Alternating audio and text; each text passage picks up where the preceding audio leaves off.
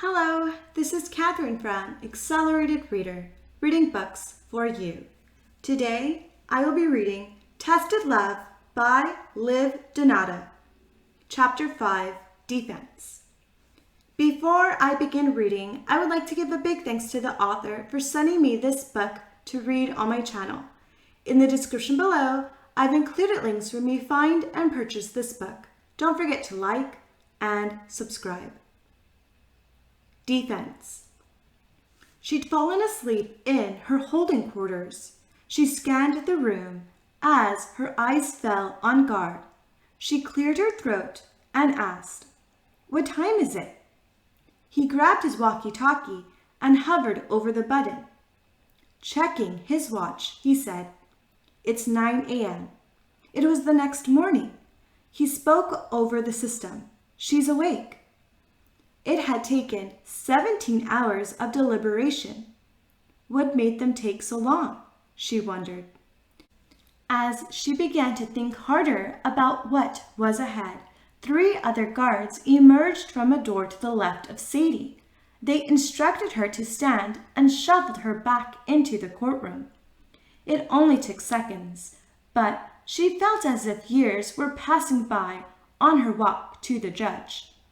Part of her wished her legs would give out, and she could stay sitting in the middle forever.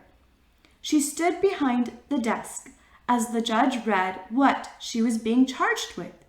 "Miss Sadie Stevens, you have been charged with the murder of one Clark Posen in the 2nd degree." Sadie scrapped her palms into a fist, nervously, as the judge turned to the jury. The jury has made its decision. One of the jurors, a frail young woman, stood up in the juror's box, clearing her throat. "In the murder of Clark Posen, we have found the defendant not guilty of any of the charges brought against her in the courtroom today." Sadie had just noticed the Posens in their stall. When the juror was finished reading her statement, they fell apart. Their son was dead, and Sadie wasn't.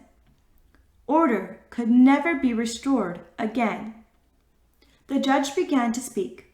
"Miss Stephens, since you have been absolved of all charges, you will be escorted to the rematch center, where you will retake the test and be rematched."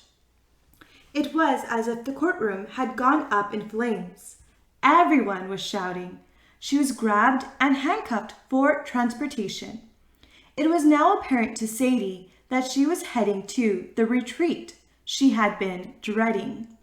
The scariest thing about it was that Sadie had never heard of anyone being rematched. People either died, were widowed, or disappeared. Whatever the rematch center had in store, it couldn't be good. She was shuttled outside past the media and crowds of people towards a bulky gray government transportation vehicle. The guards helped her step up and pushed her in, closing the door once she was seated. Stay tuned for the next chapter, Rematch. Thank you for listening. Don't forget to like and subscribe. In the description below, I've included links where you may find and purchase this book.